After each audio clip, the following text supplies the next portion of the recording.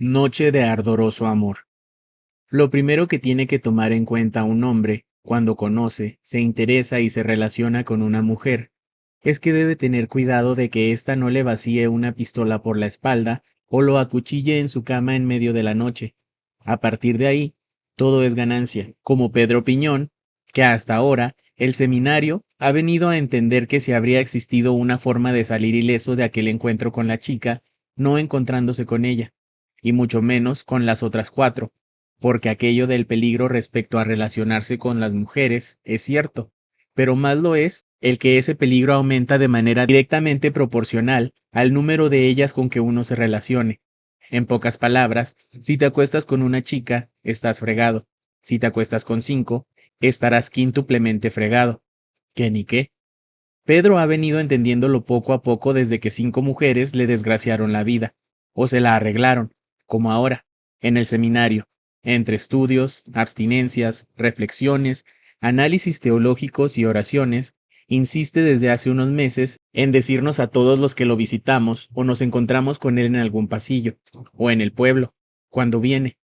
Eso de viene es un decir, porque varios coincidimos en que desde su accidente, Pedro Piñón se nos fue para siempre.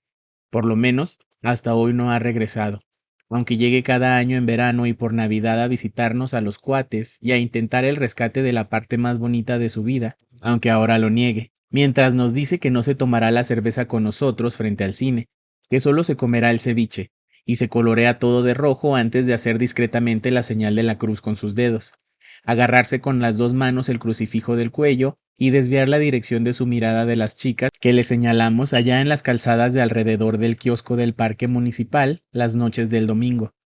Lo de la señal de la cruz es completamente cierto. Hasta el Toño dice que él personalmente lo vio una noche de estas haciendo el signo crucifixial también con las piernas y los pies, todo al mismo tiempo, contorsionándose física y espiritualmente de manera múltiple, como para que no hubiera posibilidad alguna de no conjurar el mal, el peligro. Pobre Pedro Piñón, quedó pésimo. Antes del seminario, se pasó 9 meses en el Hospital General y año y medio en el psiquiátrico, hasta que los analistas, psicólogos y psiquiatras determinaron que ya había superado la fobia que llegaba hasta soltarlo del estómago de manera instantánea al aproximársele una mujer, los vómitos que le producían las escenas y los actos subidos de tonos en películas y revistas, y las convulsiones de los asaltos al cuello de su mamá, tratando de ahorcarla entre gritos de los dos, de angustia y miedo, cuando la señora, muy tierna ella y cuidadosa, lo despertaba algunas veces con un beso de media mañana de un sábado de verano, después de cualquier viernes social. Lo de la madre era lo que más nos impresionaba.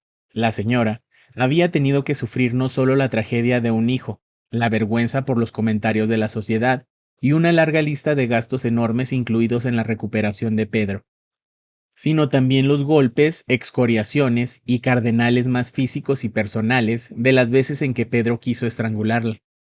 Hoy, viéndolo caminar con su paso mesurado, ya sin reflejar tanto en el rostro los daños que le infligieron en el cuerpo, andando con la cabeza flotando mansamente entre los hombros, sus lentes de armazón gruesa y vieja de carey, sus pantalones caquis de evidente dobladillo irregular mal hecho a las carreras, a pesar de lo bien planchados en la impecable raya dividiendo sus muslos, espinillas y contraparte, y los libros voluminosos de latín en encuadernación antigua bajo el brazo.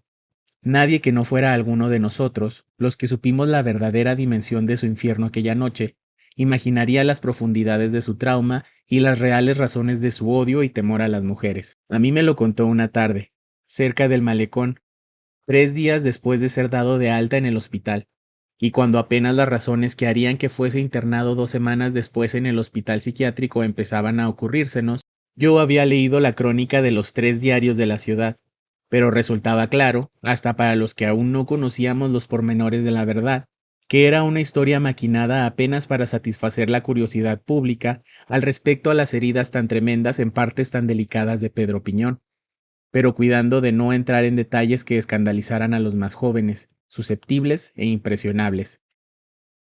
Era evidente que la historia estaba mal contada, por lo menos de manera incompleta, pero en general lo entendimos, pues se decía que 2 de las chicas que participaron en la carnicería, en el sentido más amplio y poético del término, eran hijas de la familia acomodada e inclusive una de ellas nieta del presidente municipal anterior y sobrina del actual. Así que la prensa, como casi todas las veces, uno no podía sacar la verdad concreta ni nada específica y definitivamente en claro.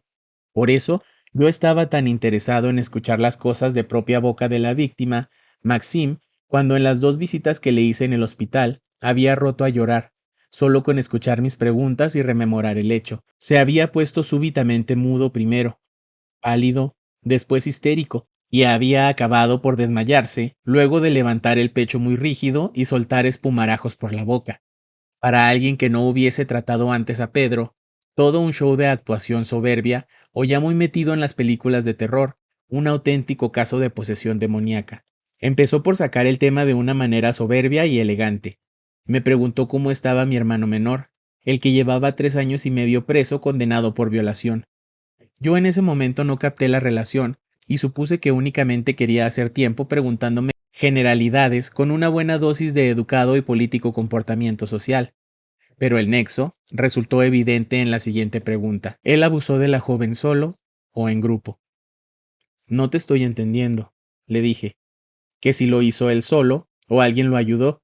Le expliqué que por lo que yo sabía, e inclusive eso había constado en actas, sin que esto significase nada al respecto, claro, había sido él solo, mi hermano nada más, quien había abusado de la chica. No creo que ante los ojos de Dios eso haga alguna diferencia, me dijo en voz casi inaudible, como si hablándose en silencio él mismo, se le hubiese salido sin querer en voz alta el pensamiento. O tal vez sí. ¿Cómo? Lo último sí que no lo había yo oído. Tal vez en grupo sea 1000 veces peor, para el criminal y para la víctima. Pero fue la última vez que traté de preguntarle interrumpiéndolo, porque ya no me contestó ni me dejó hablar, como si se hubiese abierto una llave en su ánimo y por ahí se le saliera todo lo que le dolía. Y para los santos, y para Dios nuestro Señor, ¿cómo no va a ser peor el abuso, el uso desmedido de la fuerza, la cobardía de la hazaña y el montón, los desfogues de la tortura colectiva, la indignidad del abuso del poder? El principal compromiso de los poderosos debe ser la magnanimidad, la clemencia. Se quedó pensativo un segundo. No hay mayor poder que el ejercicio de la misericordia. A mí ya se me estaba haciendo muy densa su disertación y me habría despedido con corrección, pero ahí empezó él con lo bueno. Esas tipas eran unos demonios, las 5, tanto que se quejan de que el machismo histórico del hombre ha hecho que cuando hablemos digamos el Dios y no la diosa, o Padre en lugar de Madre nuestra que estás en el cielo, o en nombre de la Madre, el Hijo y del Espíritu, etcétera. ¿Y cómo no ven que sería más apropiado?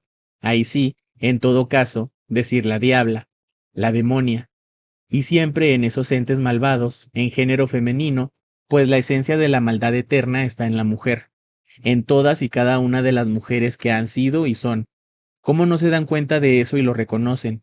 Porque lo que me hicieron a mí esas 5 no puede calificarse, si es que hay forma humana posible de calificarlo, más que como la esencia de la crueldad, que es precisamente la crueldad gratuita, sin justificación. ¿Yo qué les hice? ¿Yo en qué las afecté? Comenzaba a quebrársele la voz. Ellas fueron las que me buscaron. Le costó trabajo siempre a Pedro Piñón reconocer que por lo menos a una, la primera, sí la había invitado él. Yo acudí al motel donde quedé de verme con la tal Peruzzi. ¿Sería que con ese nombre o mote la chica podría hacer algo más que una buscahombres? Me pregunté, pero una vez más no quise interrumpir al que me confesaba en ese momento el núcleo de su vida misma ya para toda la eternidad. Y esa Peruzzi, hasta eso, comenzó portándose conmigo bien. Lo hicimos bien.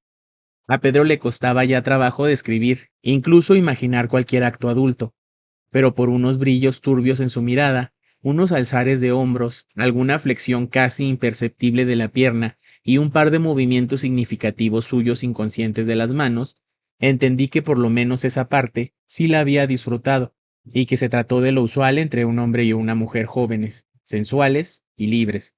Caricias, chupetones, gritos, dedos, narices, rodillas y todo. Si es que alguna, continuó reflexivo, de esas suciedades se le puede dar un calificativo positivo. Porquerías es lo que son, degradaciones del hombre. Me impresionó cómo se santiguó repetidas veces rapidísimo. Él no fue siempre así. Toda esa nueva forma de ver las relaciones físicas entre un hombre y una mujer, lo mismo que su entrada al seminario, era producto en Pedro de aquella experiencia abominable, degradaciones del ser humano en general. Luego la tipa me dijo que habían ido con ella 4 amigas, que estaban ahí mismo en el motel, en uno de los cuartos de al lado. Creo que incluso me dijo que en el cuarto de al lado, y tal vez era cierto, y eso fue lo que efectivamente oí, pues hasta me dijo, espérame, ¿te gustaría que las llame? Así me lo dijo, primero el espérame y luego la pregunta, dando por sentado desde un principio que sí me gustaría. ¿Y a quién no? ¿A qué hombre no? Y salió medio tapándose solo con una de las sábanas, pero sin importarle mucho que prácticamente se le viera todo. Y volvió a entrar al cuarto ya con ellas, con las 4. En 2 segundos, como si todas hubieran estado en la espera tras de la puerta, venían vestidas las otras, pero en cuanto estuvieron todas adentro del cuarto, empezaron a ponerse cómodas, con una desfachatez y desparpajo sorprendentes. La Peruzzi se dejó ir directamente de nuevo hasta la cama, me tomó y las otras chicas ya estaban desvestidas. A partir de ahí, Pedro Piñón ya no pudo continuar con el relato de manera coherente y ordenada. Se echó a llorar, impulsiva y desesperadamente, con espasmos irregulares que cortaban los gemidos y las pocas palabras que yo podía irle sacando a estirones, con más insistencia que consideración y humanidad en mis preguntas agresivas. La verdad, yo quería saber qué había ocurrido exactamente. Nos tomó como 2 horas lograrlo. Creo que llegué a sudar más que él. Hasta a veces casi lloré a la par, pero yo más que nada de angustia de no obtener durante varios lapsos de muchos minutos poco más que jadeos y silencios de desesperación atorada en su garganta. Frases a medio empezar, oraciones a medio concluir, expresiones inconexas en el medio. Supongo que era tan grande su trauma que ni como catarsis le podía funcionar su narración de los hechos, y eso mismo hacía que ya para esa época rechazara contundentemente cualquier posibilidad de acercamiento con una mujer.